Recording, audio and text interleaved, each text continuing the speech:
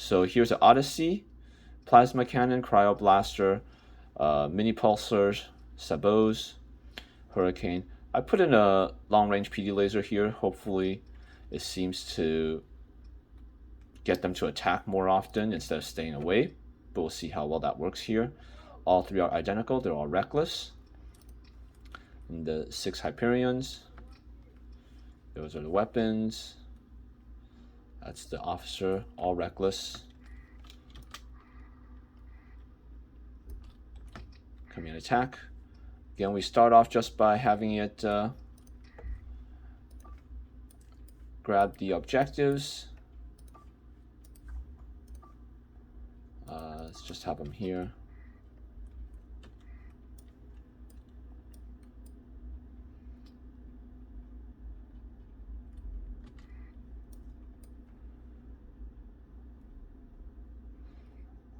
So the reason for the Odyssey of putting that long-range PD laser on it is that for whatever reason it'll actually it'll actually go in and fight if it has a high intensity laser, but it does not if it has a plasma cannon and it also stays in and fight or goes in and fight if it has no weapon at all.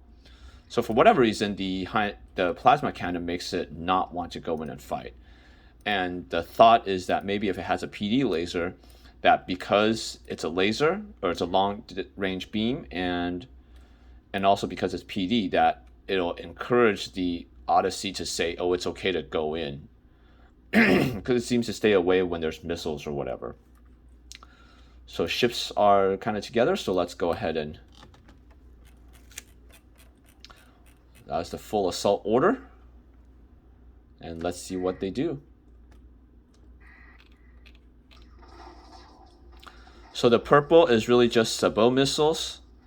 It's a standard vanilla sabot missiles. I just edited the files, the graphics part of it, so that it's more visible, because otherwise sabots are really hard to see. Now you can see Odyssey 1 was close enough to enemy ships, so it'll decide to fight.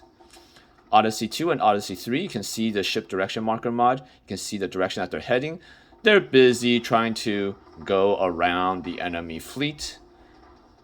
Odyssey 1, because it started off closer to the enemy fleet, it'll actually decide to fight. This is the opposite of desired AI behavior. AI should be saying if it's far away from the fleet, try to get closer to the enemy ships. If it's too close, it should be trying to go away. Instead, we have the opposite. Closer ships tend to go in and fight. Farther ships tend to stay back. That's bad AI behavior.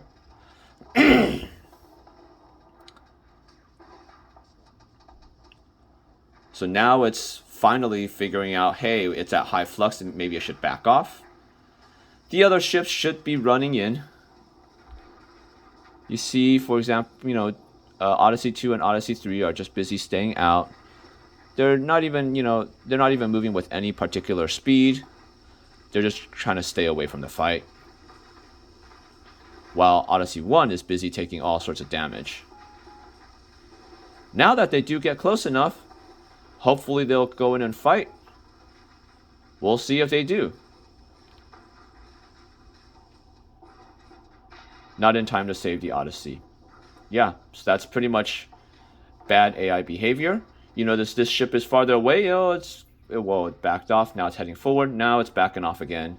It doesn't know what to do. It's just kind of staying put. These are Odysseys. They have all sorts of sabots. They have plasma cannons. They have cryoblasters. They have a bunch of mini pulsars. They should be running in and taking a fight to the Radiant, but instead, nope. They're just going to stay away. Yeah, so that's just terrible AI.